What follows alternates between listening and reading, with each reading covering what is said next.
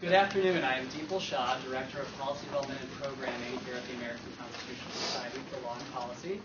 I'd first like to thank the Economic Policy Institute for hosting today's program and Christian Dorsey for helping us. Can you hear me now? Okay. For hosting today's event. Additionally, if you are live tweeting today, please use hashtag ACSPrivacy for tweeting purposes. For those of you who are not familiar with ACS, we are a national network of law students, lawyers, judges, and policymakers who believe that the law should be a force to improve the lives of all people. ACS works for positive change by shaping debate on vitally important legal and constitutional questions, and it is our mission to ensure the fundamental principles of human dignity, as well as individual rights and liberties, enjoy their rightful central place in American law.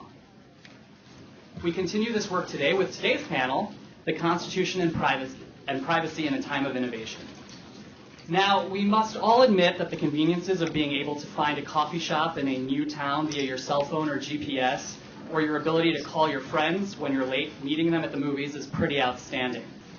You can now even ship in a cheek swab sample to a company and learn if you're related to Genghis Khan or Napoleon Bonaparte. And in one moment, you can email your parents, who might live across the country or across the world, a note to check in to see how they're doing. All fairly routine tasks now, and one wonders how life proceeded without these breakthroughs. But might it also be important to raise questions regarding the impact of these advancements on the privacy of our daily lives? In an era of what many argue is increasing surveillance, who can and should be able to access that email to your parents, and for what reason? That DNA swab to the company might yield the exciting result of being a 12th cousin 9 times removed from Marie Antoinette.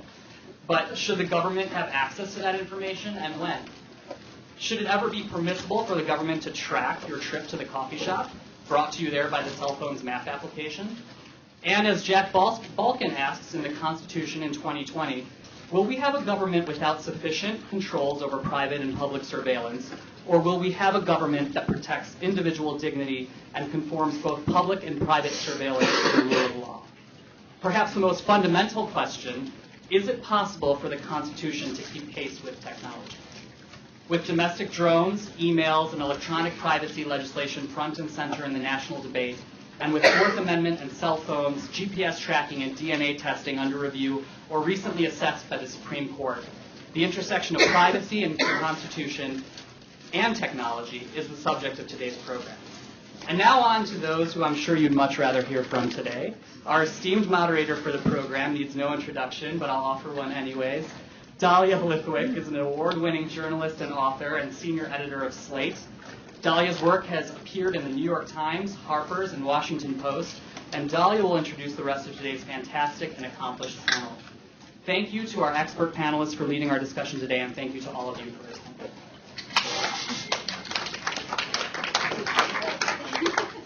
So I want to thank Deepal and ACS for making this event possible. And I want to just do 3 little tiny bits of housekeeping before we begin. One is to beg you to turn off your cell phones. Can you all hear me? Turn off your, you can't hear, back for it. Hold the microphone closer. Okay, I'll try. Thank you. Now can you hear me? Okay, so the first is to ask you to please turn off your cell phones for the entirety of this program. It's going to screw up recording if your phones are ringing the whole time.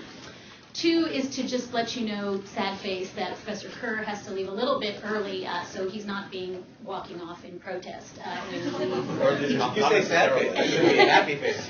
So just so you know, he's got to leave 10 minutes early because he has to teach a class.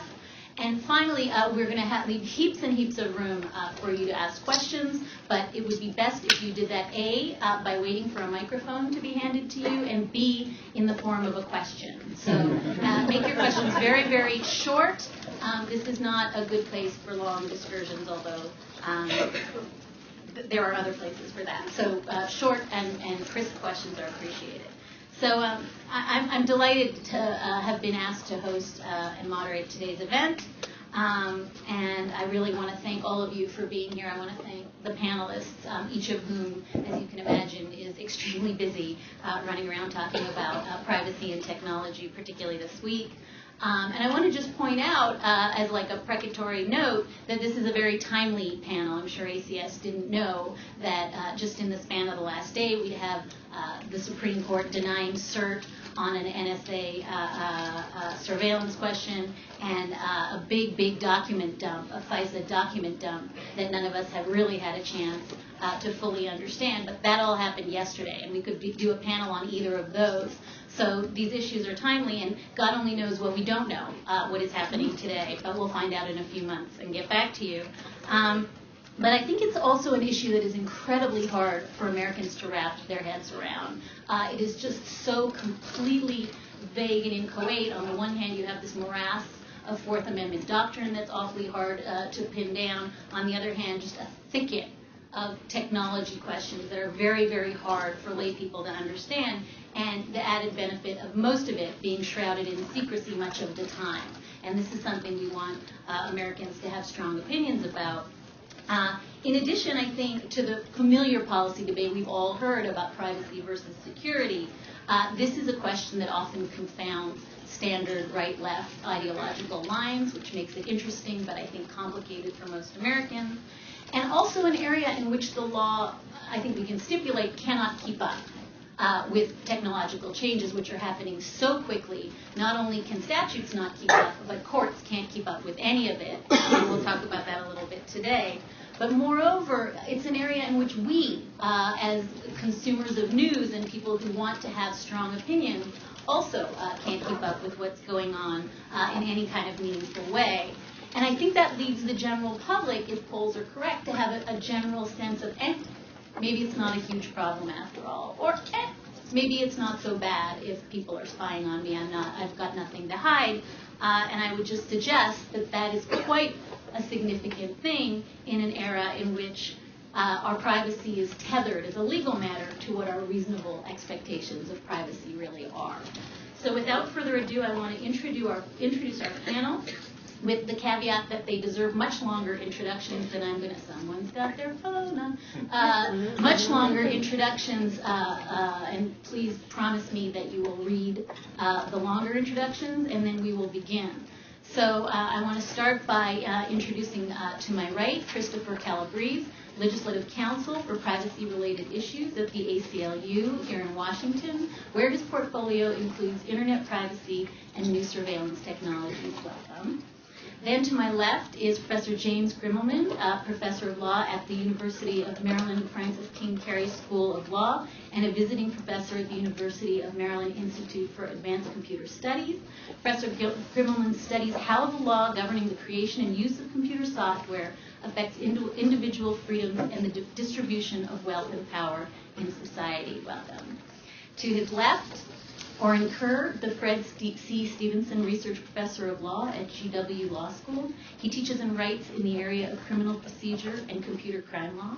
In 2013, Chief Justice John Roberts appointed Professor Kerr to serve on the Judicial Conference Advisory Committee for the Federal Rules of Criminal Procedure. And from 2012 to 2014, he is serving as a scholar in residence at the Law Library of Congress. Welcome. Finally, to my far right is Professor Steve Vladeck, Professor of Law and Associate Dean for Scholarship at American University, Washington College of Law, co-editor-in-chief of the new blog Just Security, senior editor of the Journal for National Security Law and Policy, and recently famously profiled on the Stephen Colbert Show. So, welcome, Steve. It's not, but it seemed that it was awesome. Yeah. So without further ado, and we're going to talk for about 50 minutes, and then we're going to take heaps and heaps of questions, because that's what's important here. So we're going to start by turning to Oren and asking him to do the unenviable task of setting the table. Everything we need to know about the Fourth Amendment on the one hand, technology on the other. Give us a sense of the scope of the universe that we're talking about, and then we can respond from there. I can name that tune in 1 minute. Thanks for the ACS for the invitation to be here. The subject today is the Fourth Amendment, the prohibition on unreasonable searches and seizures. And to set the stage, originally the Fourth Amendment was really just applied to breaking into homes, arresting people, seizing physical objects, and that was sort of the common law history which led to abuses, which led to the enactment of the Fourth Amendment. But over time, the Fourth Amendment continuously addresses questions of new technology. So the title of the panel today is the Fourth Amendment and in an age of innovation. And I think every age is an age of innovation. We tend to look at our historical time and say, wow, we deal with a time of such historical technological change. But every generation deals with a time of historical change. So in the 1920s, the big technological issue is how is the Fourth Amendment going to apply to the automobile, which dramatically changed the ability of people to commit crimes and not be detected doing so. How about the telephone, also a big issue in the late 1920s. Other historical questions, beepers in the 1980s, telephone booths in the 1960s, microphones also in the 1960s, helicopters and airplane surveillance in the 1980s, and now today we have email and DNA and GPS devices.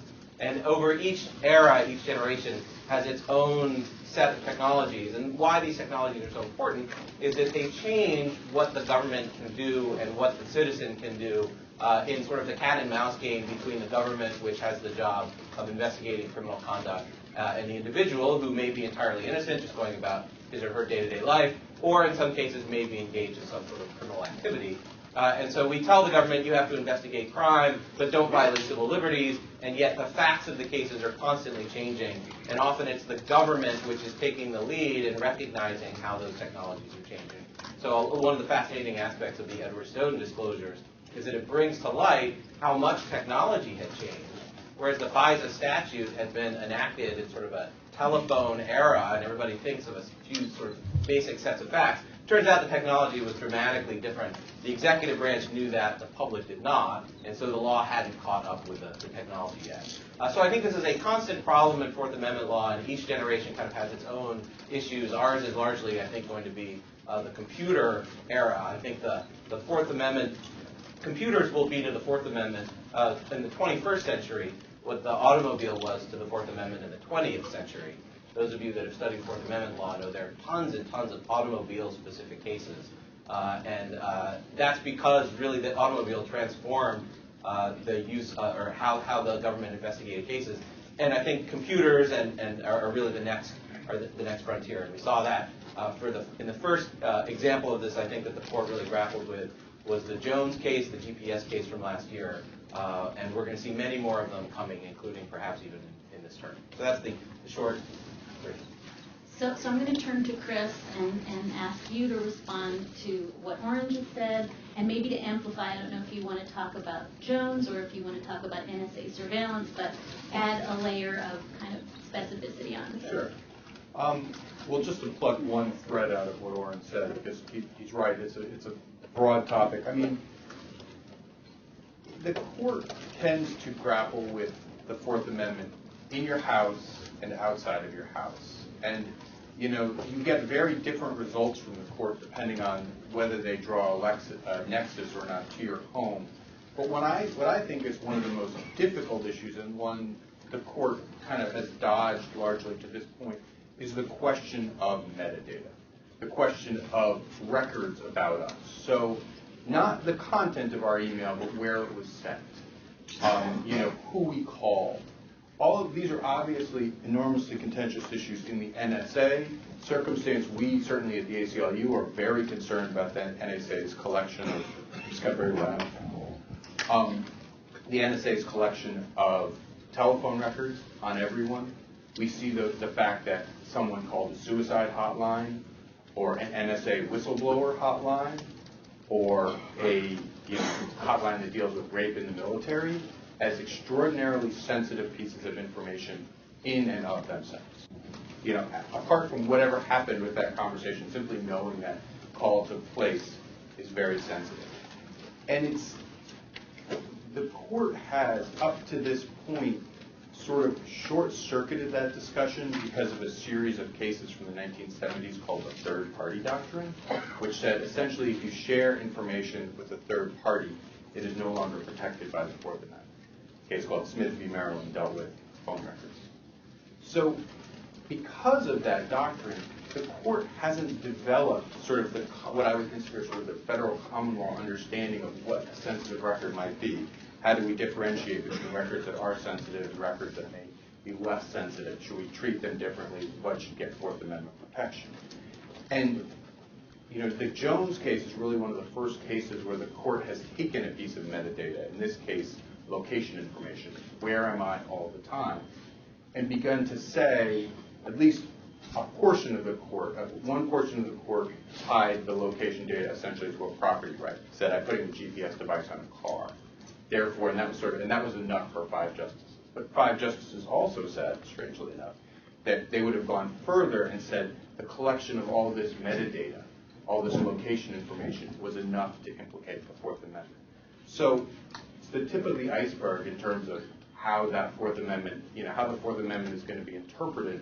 But since we now live in a world of records, where everything we do is generating a record, to me it's a central question of, and I know we'll talk a lot about this, but who holds the records, how are they accessed, what's the rubric for protecting them that I think the court's got to grapple with. And I'm one of the privacy lobbyists for the ACLU, so I will say, and Congress has to grapple with it as well.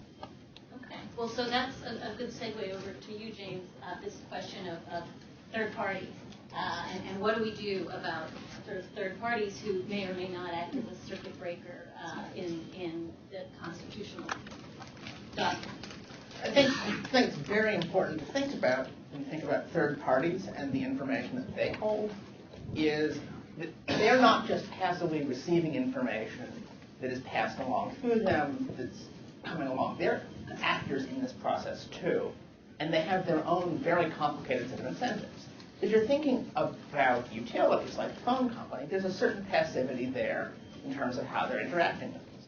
If you think about Facebook, there's a very active engagement in which they're trying to maximize the quantity of information they gather about people, because that fuels both the activity on the site and the advertising they use to target to make their money. So they're engaged in a process of negotiating terms of service that maximize what they can collect. They're engaged in a process of incentivizing users to share and breaking down the barriers around the sharing. And that process leads to a large aggregation. But then, when you turn around and look at how that information is shared with the government, they instantly get very nervous, because to them, the idea that people will be concerned about sharing with the government threatens to chill people's willingness to share with them.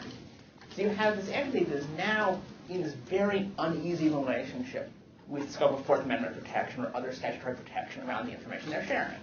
You've seen this in response to some of the Snowden disclosures, in which the companies both don't want the details of what government can get to come out, but also want to be able to say that they've been challenged in some of these requests, or to make it clear how few of these requests they've gotten, because the idea that they're being used for large-scale surveillance is very troubling to them and their efforts to engage with consumers. When you think about the laws that affect what the government can learn from law enforcement or national security purposes, other laws that also are going to bear on that are ones involving the terms of service these sites use. There will be laws involving consumer protection and commercial privacy as well.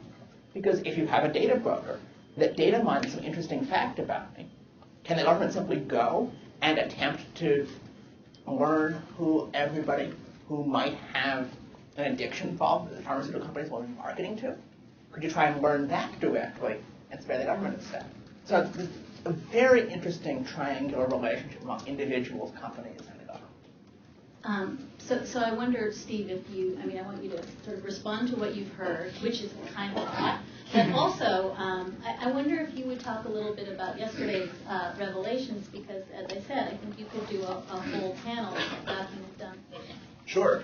So I actually think there's a way to do this. We'll see if I succeed. So Oren, I think, set the table quite nicely with the Fourth Amendment, and I think it's worth underscoring the extent to which the existing Fourth Amendment doctrine has driven what Congress has provided, right? So FISA itself, the Foreign Intelligence Surveillance Act, enacted in 1978, was enacted largely in a space that was unoccupied by the Supreme Court's Fourth Amendment doctrine, whether or not it should have been. And the idea was to provide a series of statutory authorities and constraints in a world that was otherwise sort of not lawless, but sort of beyond the realm of courts. That was sort of the law was all made internal within the executive branch. And what we've seen, thanks to Snowden, we've seen the dramatic effects of two subsequent expansions of FISA. The expansion in the Patriot Act of 2001, including but not limited to the so-called business records provision, Section 215, the authority at issue in the metadata collection programs, and then the 2008 expansion through the FISA Amendments Act, which provides new Section 702, which is where so much of our trouble with Europe is coming from, which seems to be sort of the authority for programs like PRISM and other programs where the government is basically doing direct content collection from the backbone of these sort of electronic service providers. And I think the question is, right, does the Fourth Amendment have anything to say about this in general, and is that affected by these disclosures? So on the first part, I suspect Oren would say, and indeed I think Oren has written, that under existing case law, the answer is probably not much. Right, that thanks to Smith, which I should stress is a decision older than I am, right, the Supreme Court's third-party doctrine does seem to say we lose an expectation of privacy in records that we give to third parties. But I would push back slightly and say maybe there's a difference, a constitutionally significant difference between records that we provide to individual third parties, to Verizon, to Google, to Facebook, to our electric company, and the government's unique ability to aggregate that data, to actually put together individual transaction information across different providers, across different financial institutions, across different phone companies, across different internet service providers. That's certainly not the question Smith answers. Right, we might disagree on what the answer should be. I do think it's safe to say it is a question of first impression for the Supreme Court's current jurisprudence, and it's part of why I think Jones was so disappointing. Chris refers to Justice Alito's four-justice concurrence as a metadata opinion. I actually took it more as a sort of plain view opinion, that there came a point where the government was conducting such extensive surveillance for such a long period that it just didn't make sense to think that any ordinary person could have followed Mr. Jones around for that long, right? That Jones does have an expectation of privacy, but maybe that's just sort of splitting, six in one, half dozen the other. The larger point is there sort of unique abilities that the government possesses, both technologically and from an aggregation perspective, that should reorient the Fourth Amendment thinking here. Now, Congress has historically thought the answer to that question was no, which is why historically a lot of the most important privacy protections in this area were statutory. So for example, until 2006, it was illegal for your phone company to turn over your information, your metadata, without a court order, without a warrant. Congress in 2006 repealed that provision. Right, so the irony is that even as these technologies have advanced, if Congress has done anything in the field, it has been to scale back pre-existing privacy protections. So let me sort of briefly turn to the disclosures. So what we learned about yesterday, and are still learning about, is stuff that we'd already suspected. So for example, we learned yesterday that the government has in fact, or had in fact, been conducting a internet metadata collection program, similar to the lines of the telephone metadata collection program. We've now seen some of the opinions surrounding that program. I commend to all of you Oren's post from, I think, 2:30 this morning on why some of the analysis in those opinions is so problematic. But the larger point is what we have seen in these disclosures is a pattern of two different practices that should give us cause to reorient this conversation. The first is that the government has pursued remarkably expansive interpretations of the authorities Congress has provided. So for example, looking at a provision like Section 215, the business records provision, as authorizing all kinds of conduct that perhaps we might agree it should be able to do, but it's hard to tie to the language of the statute. And this is all the more true with the Internet Metadata Program for the reasons Oren, I think, has quite cogently pointed out in his post. Second, and related, we've also learned through these opinions of just how pervasive the problem of compliance incidents has become. And what I mean by that is the FISA court has published a series of opinions now documenting episodes where the government willingly or at least knowingly flaunted or outright disobeyed orders of the FISA court about what it could and could not do. And so the reason why that's a cause for concern is we already have aggressive interpretations of substantive authority, and now we have non-compliance with court orders telling the government what it actually can and can't do. And that, to me, is why this conversation is so relevant now. Because, yes, I mean, technology is going to be a problem for the law always. But we're at this sort of unique moment where we see the government, in many ways, taking advantage of not just technological advances, but secrecy, to push for very, very broad interpretations of statutes outside of public scrutiny, and then to also apparently not even comply when the courts push back. So Oren, Steve just had a good debate with the Oren in his head.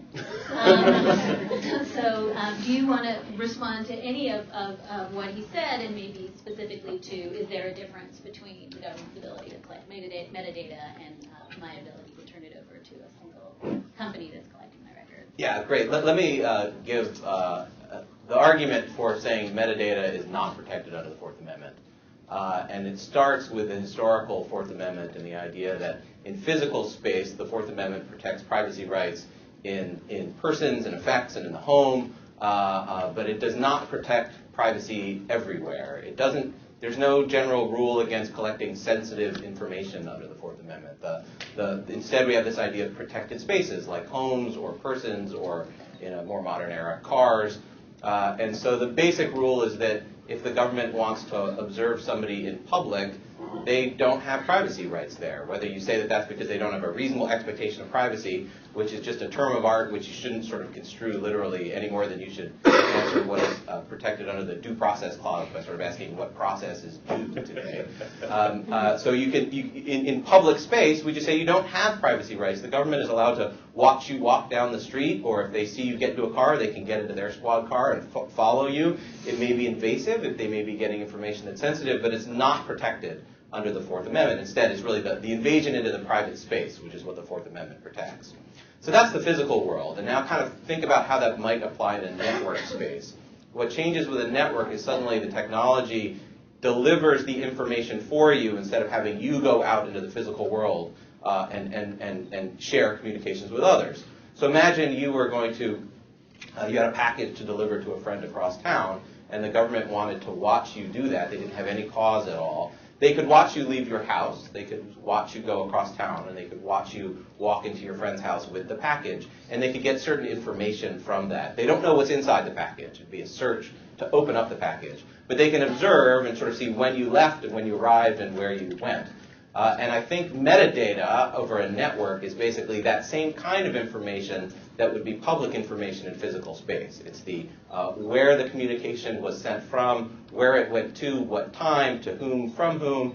It's the metadata, it's the sort of information about the communication. And I think the Supreme Court, going back to the 19th century, has actually enacted a fairly consistent regime with the problem of the Olmsted period, which was eventually overturned in Katz, which was to say, listen, the metadata, the information of the outside of the letter, or what happens outside, or what happens at the envelope of the package, or the numbers dialed from the telephone call, that's metadata that's not protected. It's the contents of the call. It's what happens inside the home, inside the car, inside the letter. That's what receives Fourth Amendment protection. So I think it actually is correct, or it's consistent with a historical Fourth Amendment, and then also retains a technologically neutral rule to say that the metadata may be sensitive. It's something that Congress should regulate, but it's not something that the Fourth Amendment comes in and says, okay, we need a warrant for that, and that's sort of like breaking into a home. And where things really get interesting, and where the Jones concurrences point to the possibility of, is that maybe the Supreme Court is going to change that doctrine and introduce some new categories. Some sort of it's not really a search in isolation, but maybe it becomes a search in the aggregate, or there's maybe a new category of Fourth Amendment information where it's not a search, it's like a half search. It maybe requires a little bit of suspicion, not a warrant. We don't quite know what this new category might be, but under I think it's consistent with the historical role of the Fourth Amendment to say that the Fourth Amendment protects the contents of the communications, but it doesn't protect the metadata.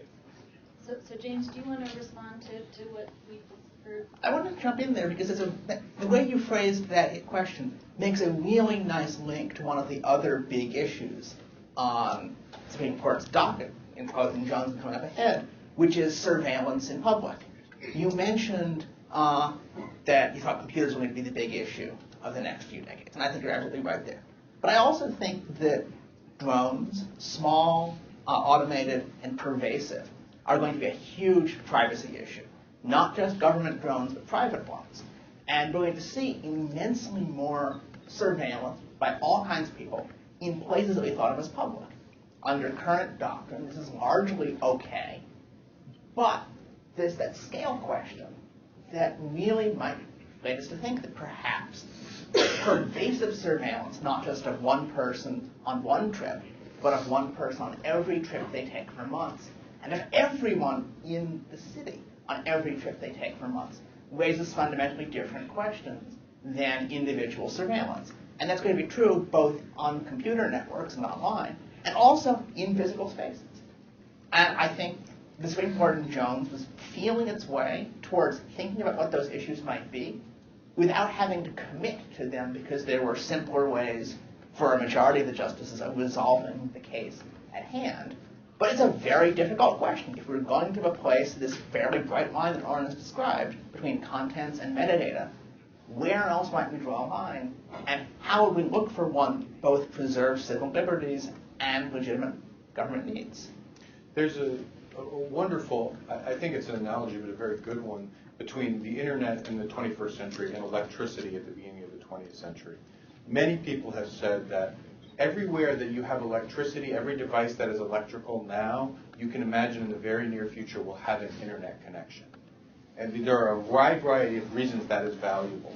But imagine if every light post had an internet connection and was collecting data, how that changes the pervasive, our movements through public space. I mean, we tend to think of, yes, I'm appearing in public, but in an impermanent way, right? If you don't happen to see me at that moment, it's like I never appeared in public.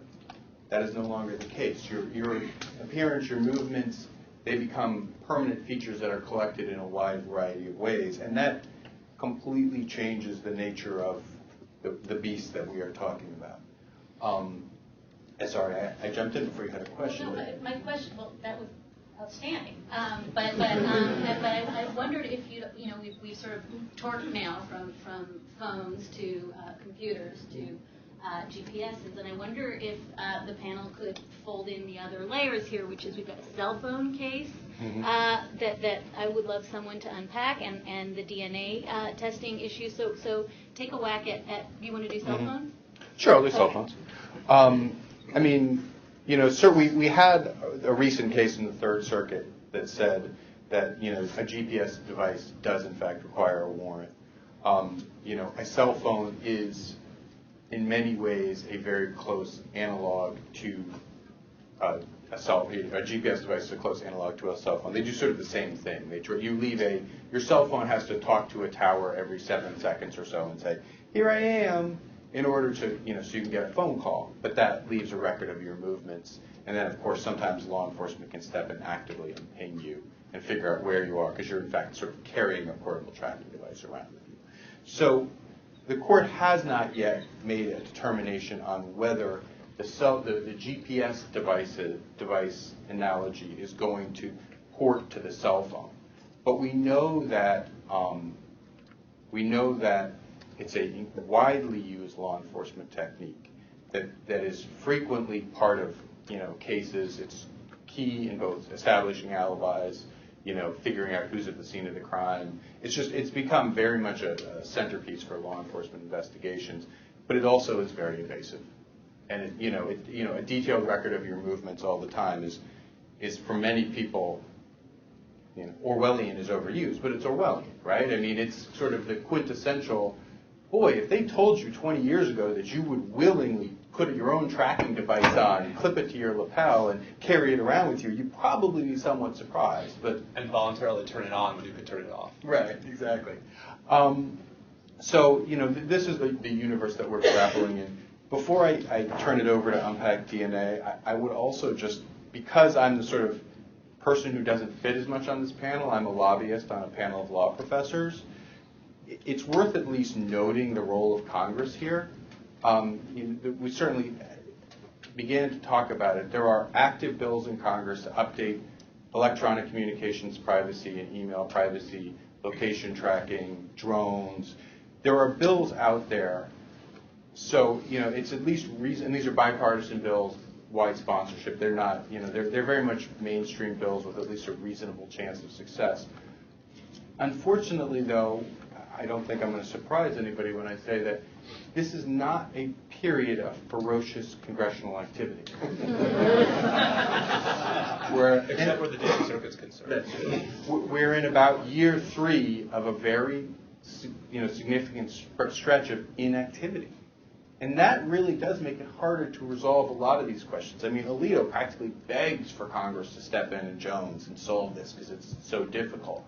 But absent that kind of guidance, you're going to see a relatively long period of messy courts trying to sort it out on a case-by-case basis, looking for crumbs of analogies to old laws. And I think that's a very difficult circumstance as well. I certainly have been arguing very vocally for quite a long time that Congress has a very vital role and should step in here. But.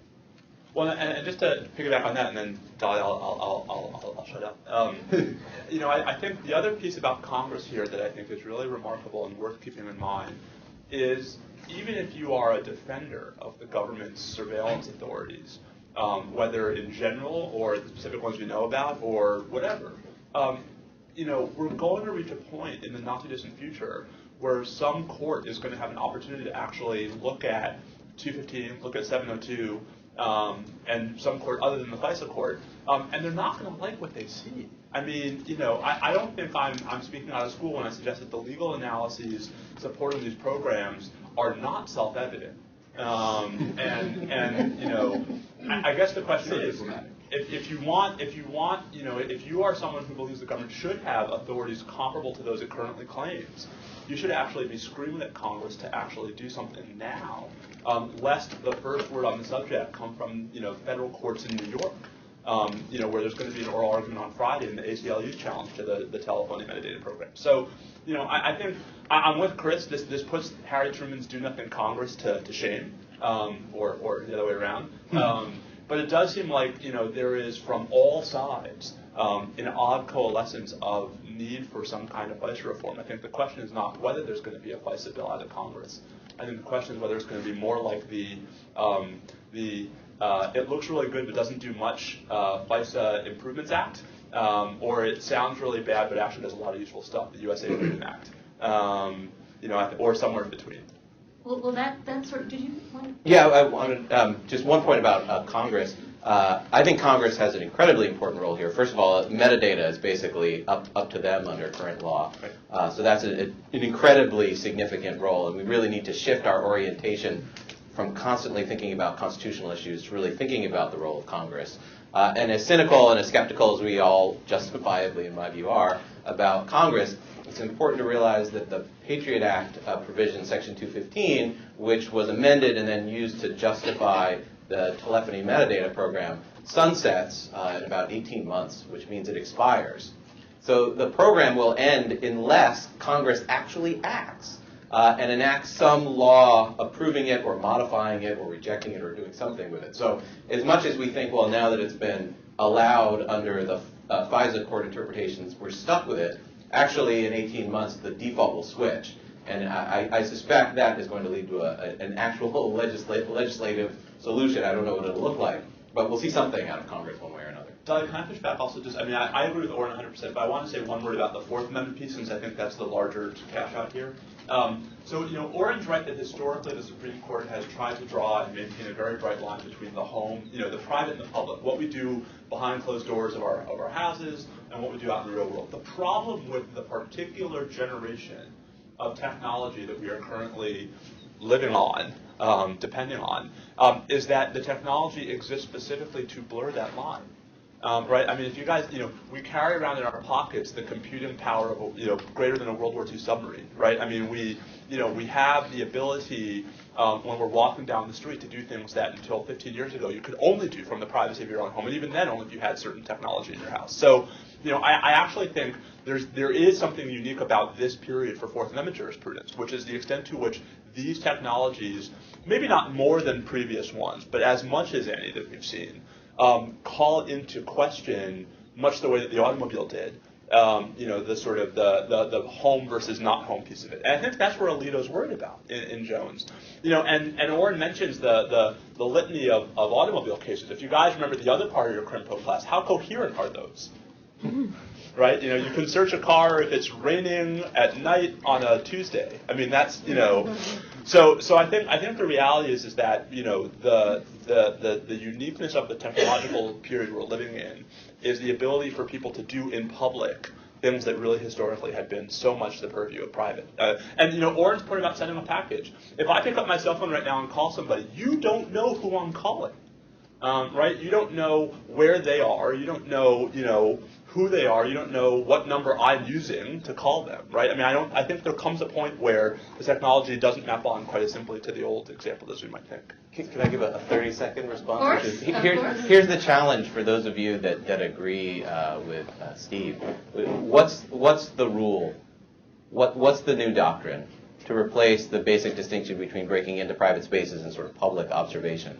And I think it's incredibly hard to draw the line. And I ask roomfuls of law professors, what's the line? And the answer I always get back is judges are very smart people. I'm sure they can figure it out. But Orrin, let me put it to you this way. I mean, why is Alito's opinion in Jones so unconvincing? I mean, right? Alito says, we won't all. There will be hard cases in the margins.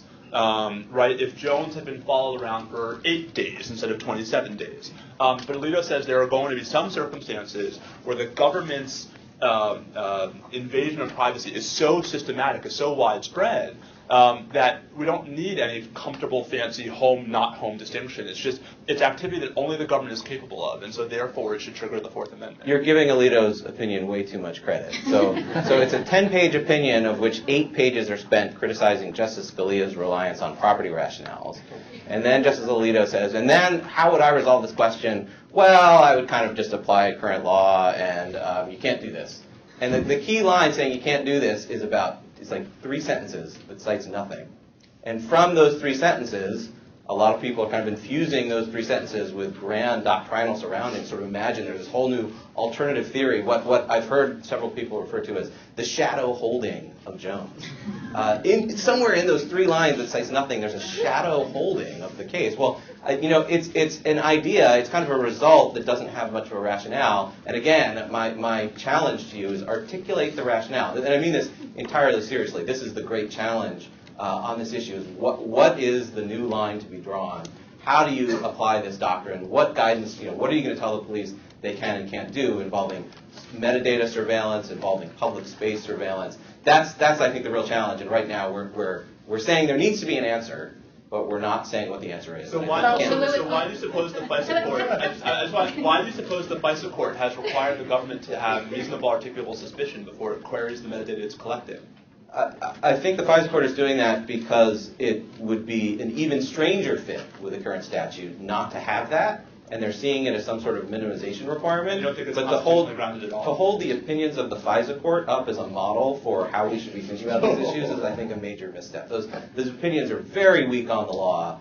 They show the problem of only one side briefing the case, and you end up with all these arguments that make absolutely no sense. And so I don't think that should be the model. I think, again, the challenge is what's the line that should replace the existing law? I think it's a really hard puzzle. So let's let James talk. I was going to say that if you're going to talk about line drawing, you may not like this particular line, but one that 2 colleagues of mine, Danielle Citron and David Greer, proposed, is you do the line drawing not on the basis of the information gathered about the particular subject, but on the basis of the surveillance technology used. And that if the technology the police used was one capable of widespread and indiscriminate surveillance, then it automatically triggers the Fourth Amendment.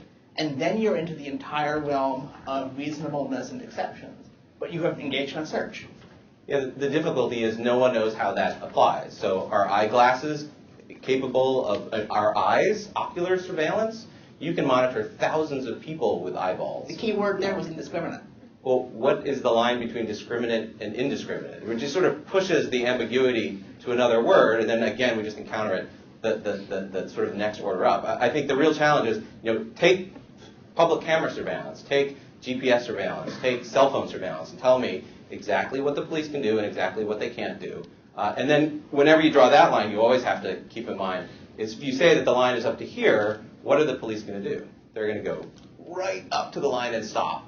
And then they're going to have someone else go right up to the line and stop, and right up to the line and stop. And then you need some sort of a theory as to how you aggregate all the different pieces of surveillance. And again, it gets really, really hard. And I'm glad that Professor Gray and Citron have started to focus on this question. I just think that replacing reasonable expectations of privacy with that which encourages or allows indiscriminate surveillance doesn't really answer the question. It's just sort of restating the question. So let's get Chris in. Well, first, I'd like to just put in quotes what Oren said about the FISA court being very weak on the law. I hope that you will all take that home, sleep well on it, and remember those are the people that are watching you sleep. Well, when they're watching them. What? And I will say, to answer this question, we are also giving, in many ways, the court and the people who are collecting this data more credit than the law does. One of the things that is startling to me is that the NSA phone record collection is all phone records. And then you can argue about how that search is conducted, but they are collecting all the phone records. So at some point, I feel like we can agree at a baseline that, we should be picking particular people to do surveillance and collect records on. And then what level of search and what level of standard of proof is necessary to collect that record, then that's the discussion we've sort of been having, right? But the whole collect everything on everybody and then we're going to trust the government to figure out the right way to do a search is a paradigm shift, to put it politely. And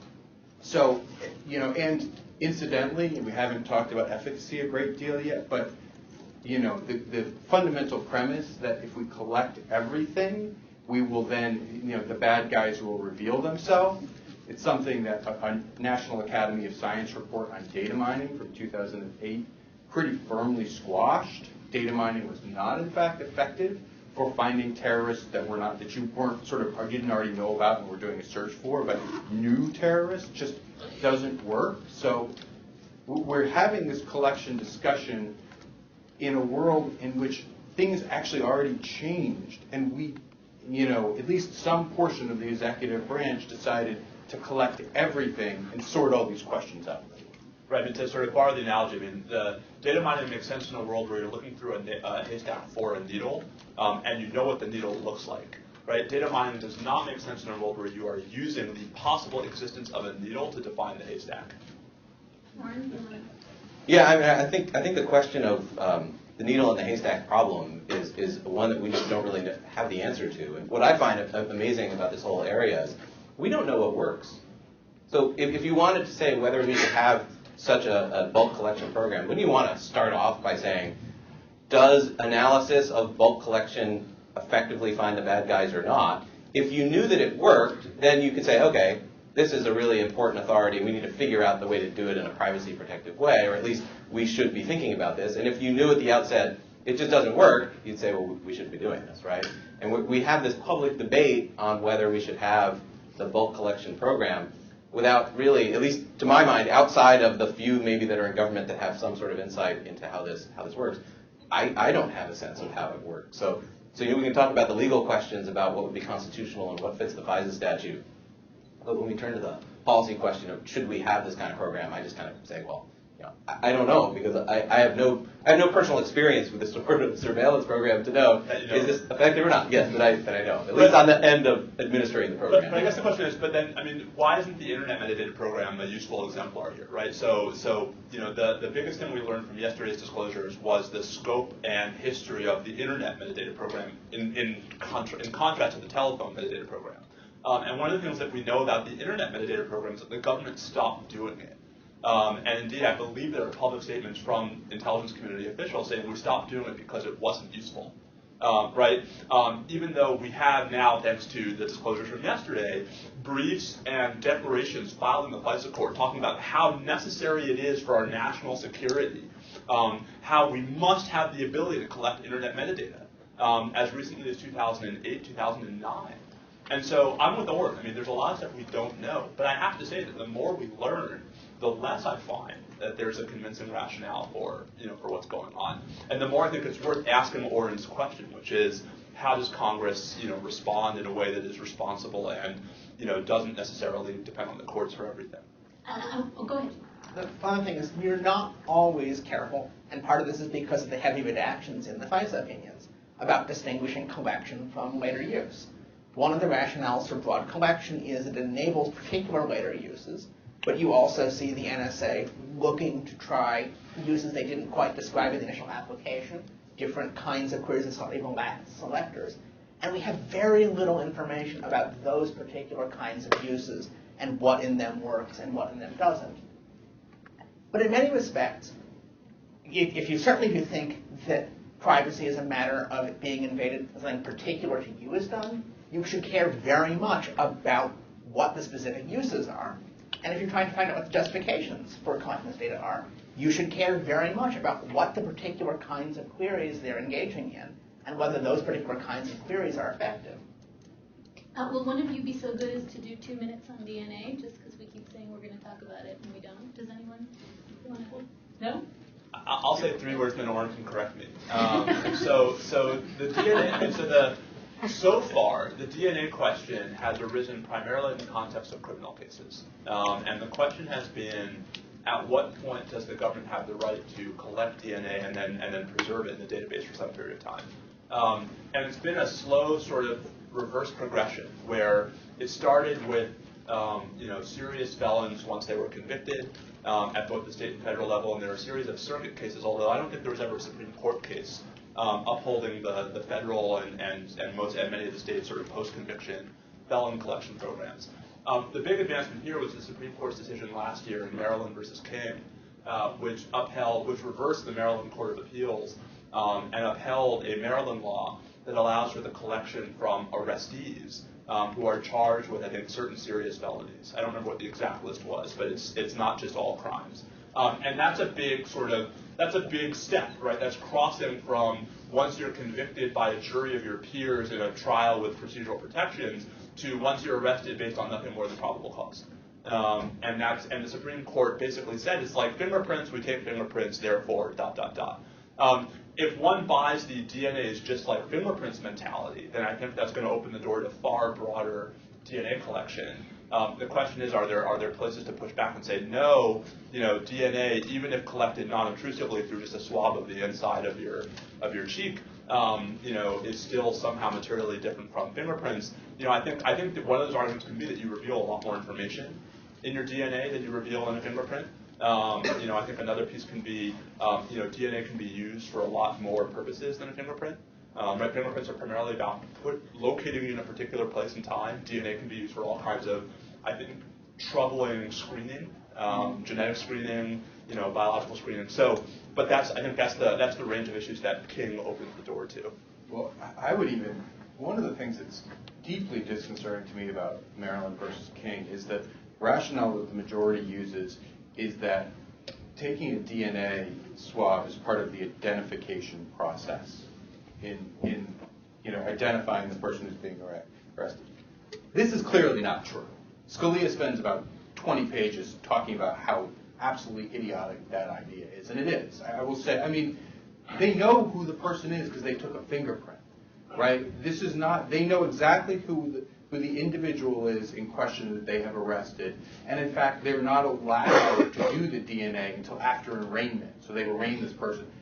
So identification doesn't mean identification.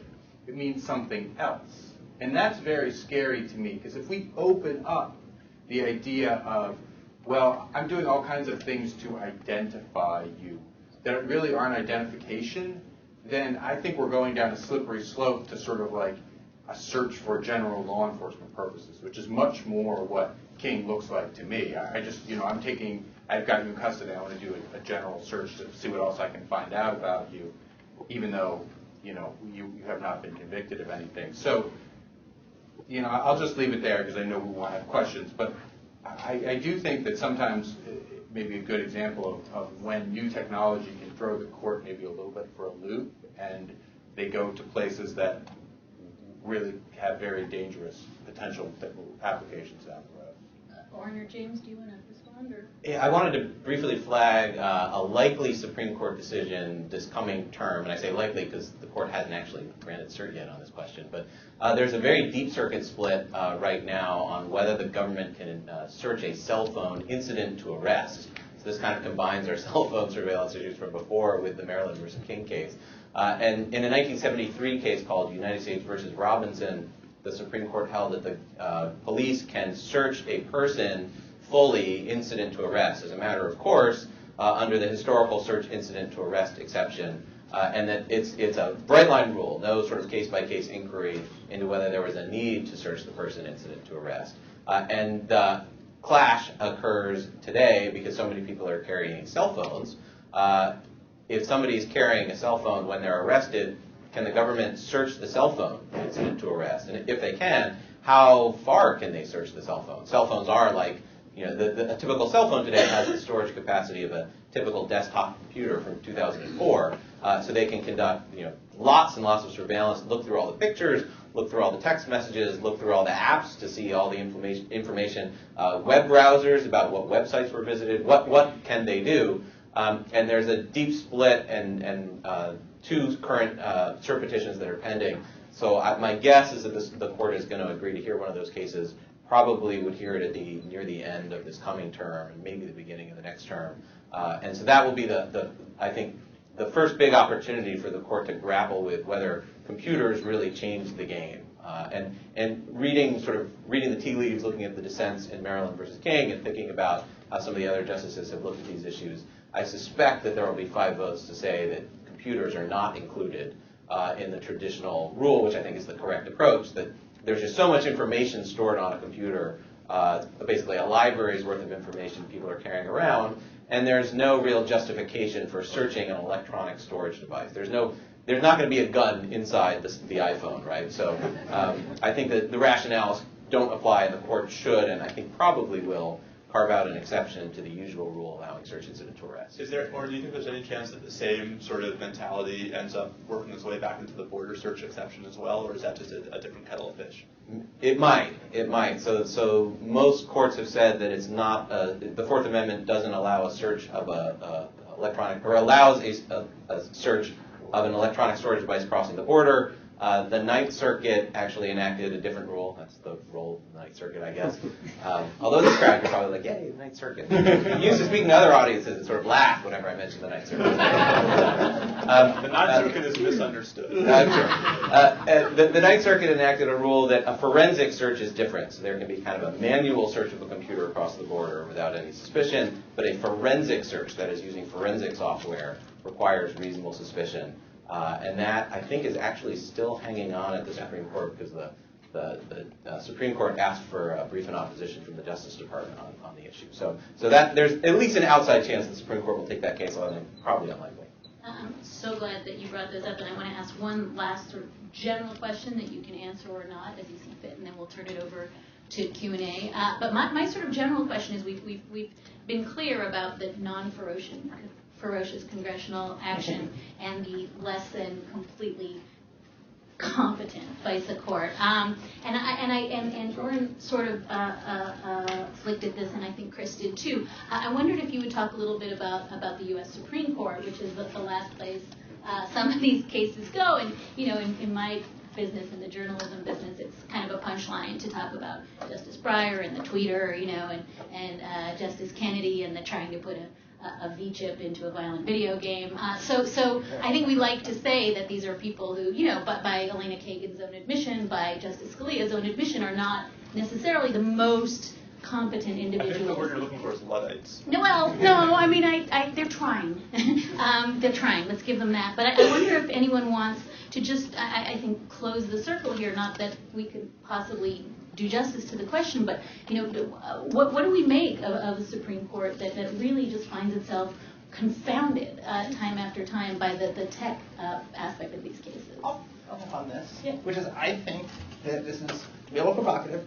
When Supreme Court justices make jokes about their uncomfortableness with the technology, or when they issue decisions that pass on these technologies, knowing they don't understand them, that's their election of duty. And the judge's responsibility is to understand the facts. And if they don't, it is on them to make sure that they get the briefing and the assistance, special masters or additional help, directed inquiries to the parties if necessary, to make sure they understand the technology, at least in the case before them. I understand they can't predict how it will change in years to come, but they have a deep responsibility to understand what they are passing on. Something they've slipped on in a lot of cases in recent years.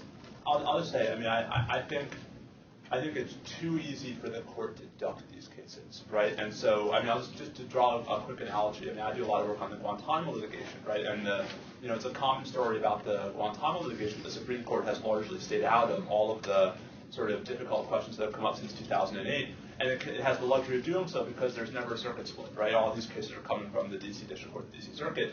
At least thus far, that has been true in this context as well, right? That all these cases have been coming up through applications decided by the FISA court. There have been only a couple of appeals to the FISA Court of Review.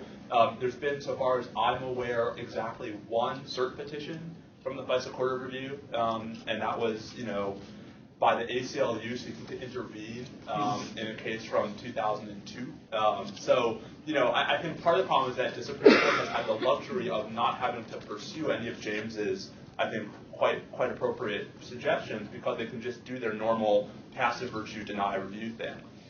That, I think, is a luxury they do not have for much longer. We've seen the disclosure by the Solicitor General that the Justice Department is now going to be making a lot more of these FISA disclosures in criminal cases, and so now you're going to have potential for criminal appeals based upon motions to suppress FISA-derived evidence. We see the civil suit in New York by ACLU, the civil suit here by Larry Klayman. I don't know that the Supreme Court is going to be able to stay out of the specific question of metadata, but the larger question of, the NSA for that much longer, despite the denial yesterday in the Epic case, which was, I think, mostly trying to jump the queue. And so I think the question is when that time comes, will the justices, or at least their clerks, be well enough, along in their understanding of these issues and have good enough briefing to hit these questions the right way? There's no procedure for the Supreme Court to hear an appeal under seal, to have like a secret argument. And I think there's a bucket of sort of procedural and logistical issues surrounding these substantive questions that the Supreme Court hasn't yet had to grapple with and soon will. Either of you want to? Okay. Yeah. Can I a super brief point? I think there needs to be another public interest organization called the Help the Justices with Technology amicus organization, and I've sort of toyed around with this idea for if the court grants a case involving cell phones, which is just an entirely neutral brief of neither party, purely explaining the history of the technology, the current state of the technology, maybe current forensic practices, something purely to get the justices up to speed on technology. And I think they were really burned in the City of Ontario versus Kwan case, which is what led to this. And it was because the parties were unfortunately not the greatest. They didn't do a good job. They didn't explain the technology. They just assumed that the justices knew what text messages were, and it was just an unsuccessful oral argument. I think they were probably pretty burned by that experience and now realize they need to make sure they're up to speed. It was hugely successful from the perspective of a comic journalist. Yes, otherwise I think not the esteem of the court. Okay, on that note, I think we're going to turn it over to questions. We have almost half an hour, so we would love to hear from you. And there are people with microphones, is that correct? Okay, so there's a person with a microphone. And so wait until I point to you, and then he's going to bring you a mic. And as I said, we implore you, there's lots of people who want to talk, so keep it as brief as you can. And maybe if you can direct your question to one or two panelists, that would help us out too. Okay, yeah, go ahead.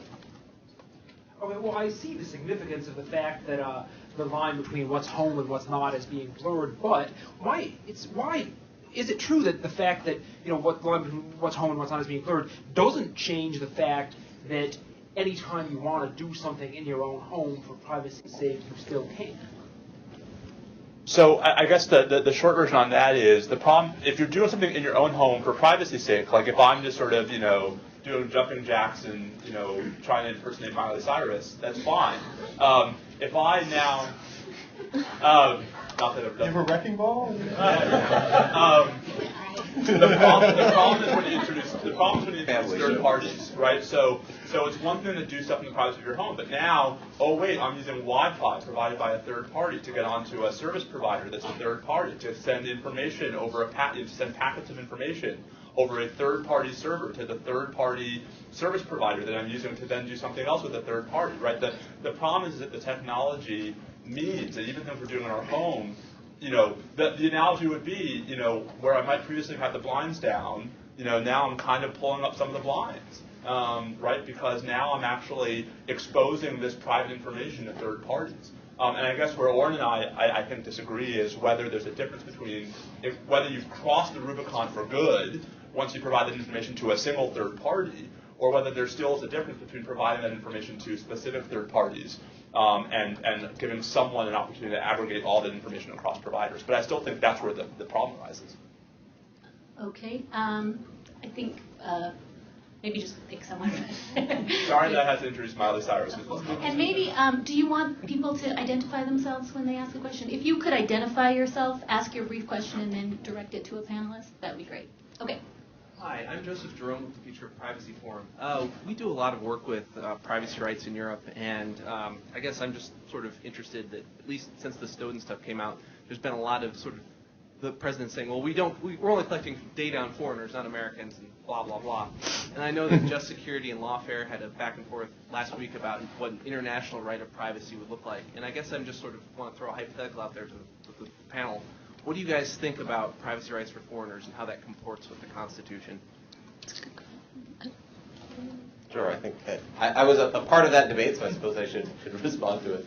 I think the Supreme Court was correct in the one case that really addressed this issue, Verdugo-Orquidas versus United States, which said that the Fourth Amendment is about protecting the rights of the people. It sort of is about recognizing citizens as a polity, and therefore the Fourth Amendment is about conferring rights on those people inside the United States or people who have voluntary connections to the United States, not about searching somebody in Pakistan or searching somebody in France.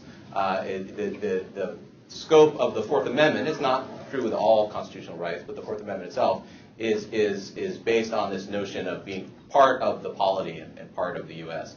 And I think the hard part with extending constitutional rules all around the world is, first of all, you run into all sorts of strange problems of, for example, how does the Fourth Amendment apply in battle? Do you adjudicate shooting somebody on a battlefield as like a use of excessive force under the Fourth Amendment? You run into a bunch of puzzling problems, and then you can ask, well, if the Constitution applies to the U.S. government around other citizens all around the world, should the Constitution also apply to foreign governments? Well, why do we treat foreign governments as if they're private actors for constitutional purposes? And there's sort of I think once you unhinge it from the notion of sort of the U.S. government and U.S. citizens or people with voluntary connections to the U.S., I think you end up with a bunch of puzzles which are pretty far removed from the traditional role of the Fourth Amendment. That's at least my take. So, I guess I think I don't know that I follow the sort of then it would apply to a foreign sovereign piece of it at all. But I do think I think if you look at case law about the Fourth Amendment applying to U.S. citizens overseas, right? Even there, the courts have not always sort of known what to do. So you have the embassy bombings case right from the Second Circuit in 2008. I guess I don't read Verdugo-Orquidas quite as broadly as Oren does, mostly because I actually think it's technically really only writing for plurality. And that Kennedy's opinion really is narrower in meaningful ways when it comes to Fourth Amendment protections overseas. But, he's Kennedy, right? And he will be the ultimate judge of what he thinks the Fourth Amendment does overseas. I think the larger point is if there's going to be some kind of international piece to this conversation, it's not going to be through U.S. courts interpreting the Constitution. It's going to be through statutes, or it's going to be through bi- or multilateral agreements. And in that regard, I think it's important to note that we have some fairly different conceptions of privacy in both directions from a lot of our European friends who, unlike us, are bound by the European Convention on Human Rights, which, if it applied in the United States, well, that would be a different panel. So Joe, I think that's a good question. I have to say, in the David Cole versus Oren Kerr International Right to Privacy Exchange, I come down closer to Oren's view. I think the way to do it is not through sort of reinvigorating constitutional doctrine. I think it's through, the way we usually do foreign policy, which is treaties. Okay. Wait for the microphone. Hold on. We're doing two different things. Sorry. not that big a room, sorry. I know. I just. My name is Jules Bernstein, and the right, you keep talking about the right of privacy, but the right of privacy, as we know, derived from Brandeis's 1890 Harvard Law Review article on the right of privacy, the right to be left alone, and it really, think about Roe versus Wade as an expression of that right of privacy, but here you're just talking about the protections of the Fourth Amendment. And so my question, frankly, I think that's an important point to be made, that one's right of privacy perhaps is being violated walking around the street when you know there are cameras everywhere. I didn't hear any mention of cameras. For all we know, I think we are being photographed here right now. But I guess I'd like to ask the question of why do you just say, well, the bottom line is the Fourth Amendment and the hell with the right of privacy? Sure. Okay, let's Oh, give it to Chris. I would certainly, I'm a big fan of the right to privacy, and I certainly don't limit it to the Fourth Amendment. I'm gonna sort of piggyback on because I do think that there's a broader frame. The part of this is just the framing of the panel was about the constitutional issues. There is a much broader penumbra of privacy rights that, are not just the Constitution. Obviously it's federal statutory law. There are state privacy laws. There are state privacy torts. There are a wide variety of general privacy rules that apply here. And so, but I think the broader issue is that Brandeis's original conception was the right to be left alone. I am not sure that's the current conception that many people have when they think about privacy. I think it has shifted now to an idea of information control and the idea that I should be able to decide who I share information with and sensitive information. Because I rely so much on third parties, it's important that there be some controls that say, because I have given this to a third party for a particular reason does not mean I want it widely disseminated all over the place. And I think that's an appropriate rule and one that we can, again, get to through a wide variety of other tools. I'll leave it to somebody else to decide how good they think the court might be at doing that. Personally, I think not particularly. But, again, given that I think Congress has not been speedy in dealing with these issues, they may have no choice. I think James wants to respond. I'm going to do a very academic thing and refer to further readings. But two sources that I think extremely helpful in disaggregating the many, many things we mean by privacy or a right to privacy are Daniel Solve has a wonderful article called A Taxonomy of Privacy, which lists, I believe, 15 different things people mean when they talk about it. It's very helpful because you can pick it out and say, I believe in this one, I think this one's not a right we should have, this one applies only in these contexts. It lets you see how complex a concept it is. And the other is philosopher Helen Nissenbaum's theory of privacy as contextual integrity, that we share information in certain contexts, and you have to understand the full social context around the sharing to understand which changes to it, which new disclosures would actually be seen as violating privacy. And it's a very factually rich account, and you sort of have to go through all of that work in any context. And I'll to put a further pitch in for Solo's article. Literally, I outlined that article, and it is tacked to my board because it is so useful to pluck out what you mean when you're actually talking about a privacy violation, whether it's forcing somebody to talk, whether it's collecting information about them that they don't know. There's just a wide sort of aggregate number of things that we think of that are privacy that are really very different. I would just add briefly that I think the fact that there's so many different meanings to privacy is one reason why we should be skeptical when we speak sort of generically of a right to privacy. I think of privacy as a value, and obviously an incredibly important value, but we don't, you'd sort of giggle if somebody referred to a right to liberty as some sort of generic thing. You'd be like, well, what does liberty mean? And then they say, oh, well, liberty can mean lots of different things. When we talk about right to privacy, everybody sort of nods their heads. Oh, yeah, this is right to privacy. That's great.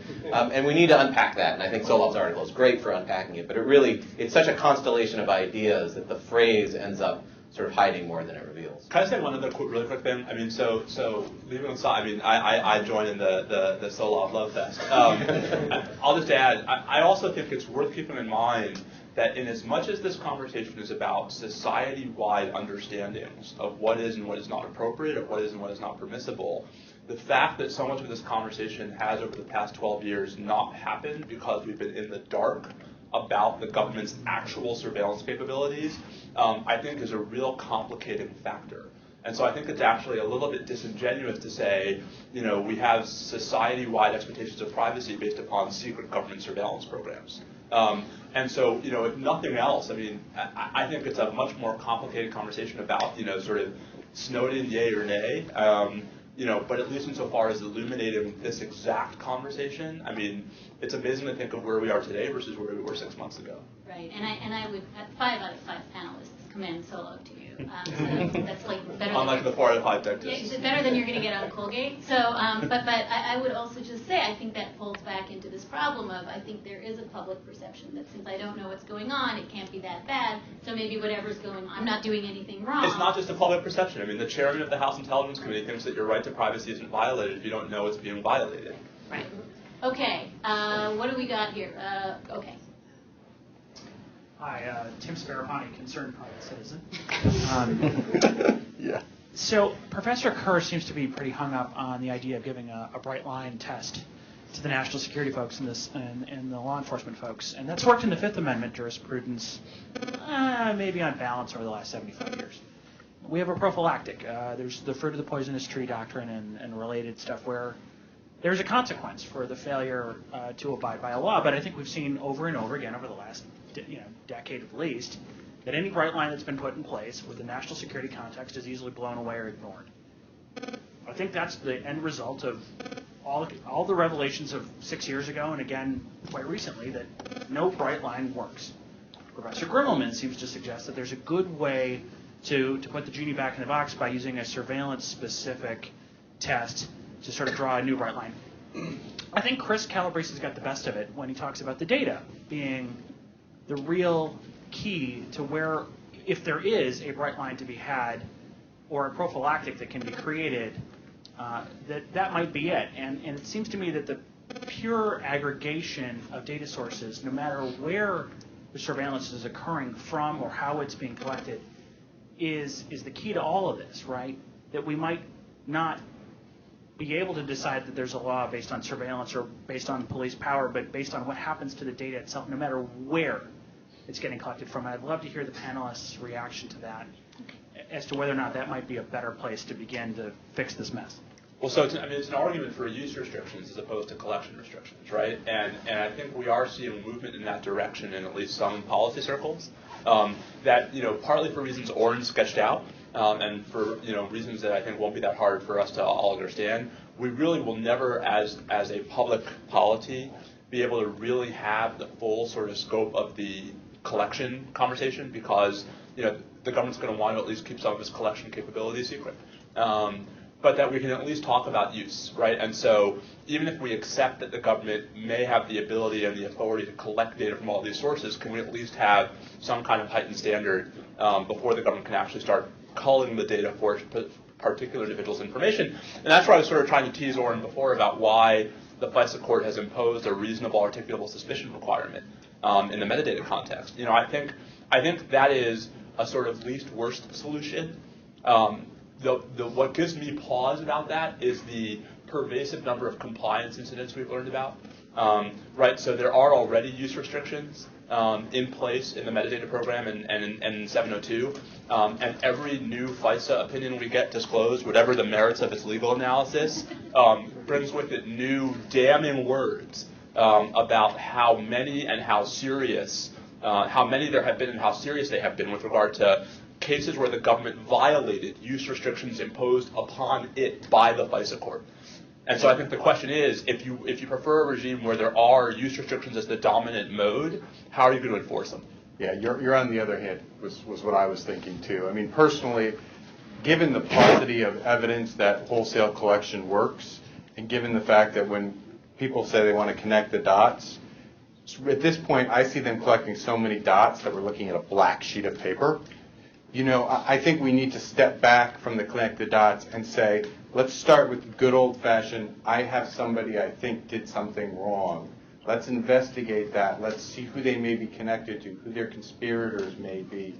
And that's a collection limitation as well as a use limitation. And I think it's grounded in a long history of actually catching bad guys as opposed to the current thinking, which I think is much more grounded in the magic idea that technology solves everything. And if we just throw enough computing power at it, we're going to somehow fix this. And the objection you hear to that from the government is that they need to be able, even if that were the construct, they need to be able to access the data quickly.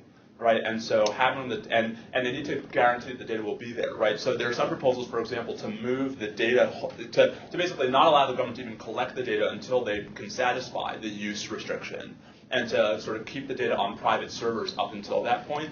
And the response is, well, how do we guarantee that the companies are going to keep the data for as long as we want, except that we already sort of make them, right? You could do that by statute, you could fund it, but also the concern is, then you're just substituting one form of privacy invasion for another, and is that enough?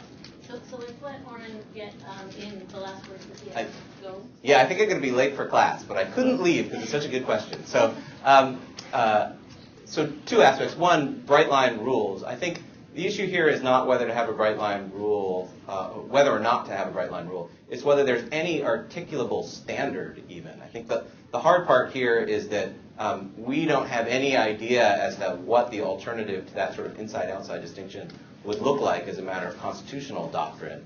So I'm not saying that we need like exact answers to every fact pattern. In fact, the line between inside surveillance and outside surveillance is still something that courts grapple with. Think like the Kylo case involving thermal imaging devices directed at a home. Is that, the dissent says it's surveillance about the outside of the home. The majority says it's surveillance about the inside of the home. It's a close call. So there will always be close calls. I think the harder problem is just articulating kind of any standard, and even a ballpark standard is the hard part. And also, I'm a big fan of use restrictions. I've endorsed that idea in several papers. I think it's really important in just as we think through the shift from physical surveillance to network surveillance. Use restrictions are more and more significant and important and essential. And at the same time, I think it's really going to be coming from Congress more than as a matter of constitutional doctrine. So you need to create a constitutional doctrine of use restrictions.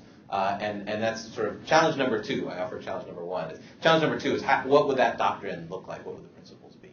So I want you all to join me in thanking Oren Kerr.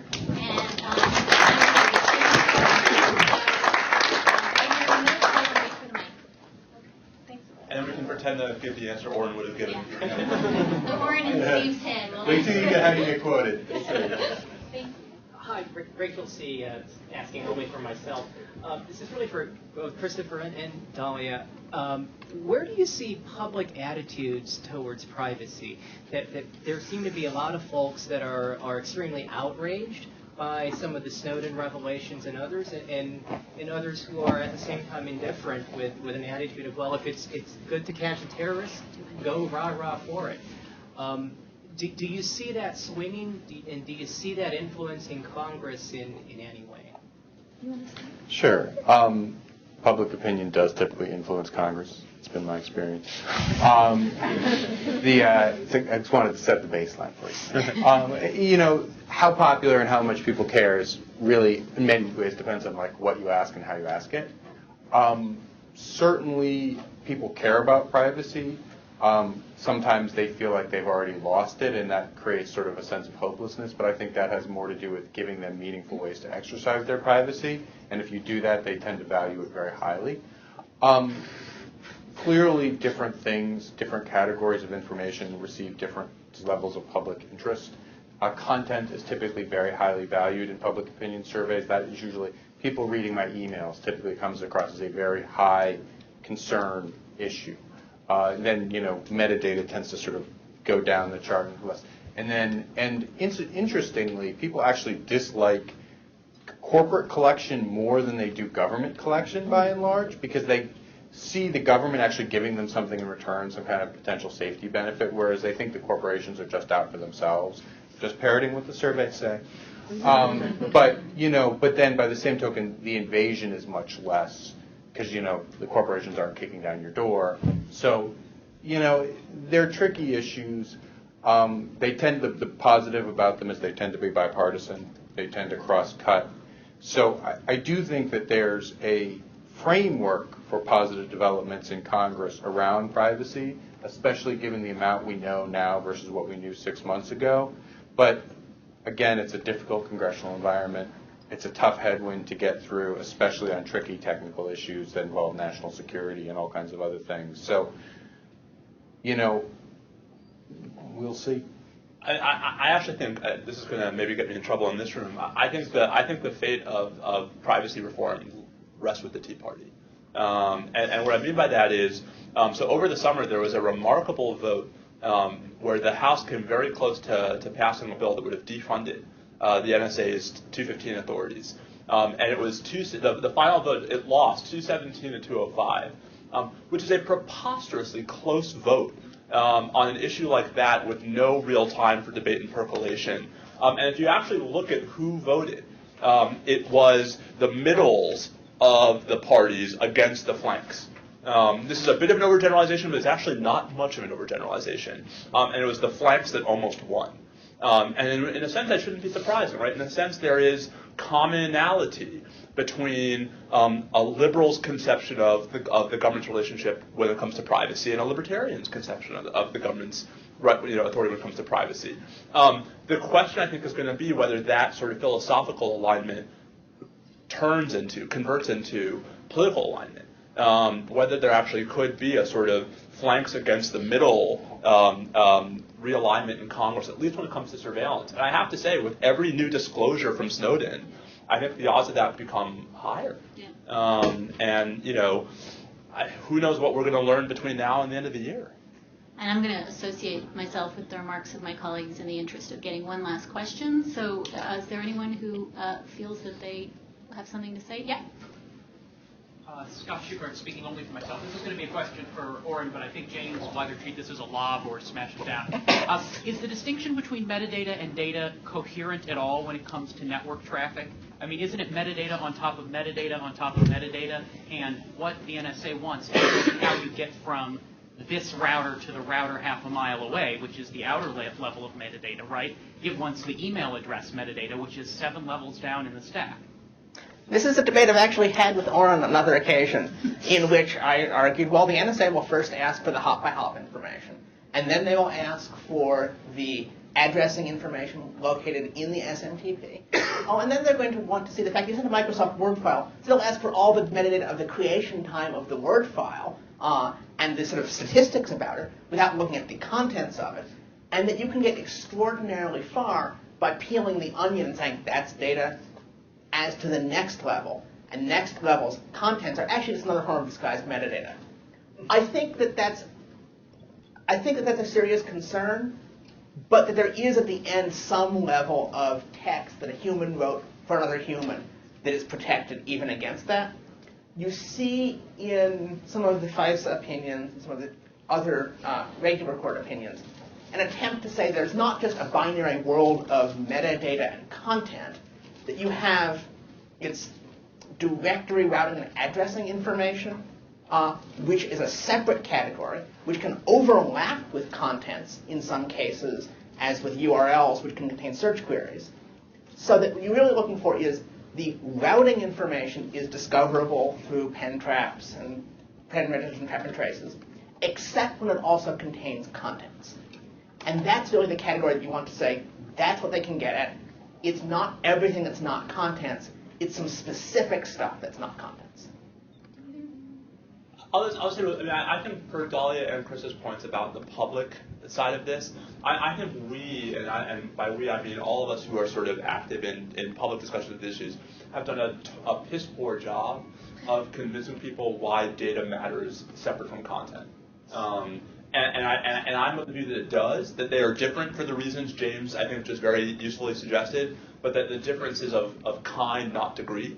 And I think one of the things that I think we really, when you ask people how they feel about having their bags searched on the metro, I think you get a far more coherent set of data points with regard to how Americans feel about privacy than when you ask them how they feel about having their telephony metadata collected by the government. And so it seems like one of the challenges for us, for organizations like ACS, for anyone, regardless of where we come down in this conversation, is better public education on exactly what the government is claiming the authority to collect and why those differences may not seem as dramatic and stark as they might at least initially be made out to be. Well, on that note, this has been just extraordinarily useful conversation, and I want to commend all four panelists. This was really, really rock stars here, and I hope you join me in thanking them, in thanking ACS and the Economic Policy Institute for giving us this space, and I hope you run out full of outrage and umbrage and convince people that this matters more than they think it does. So thank you all very, very much for your time, and thank the panel.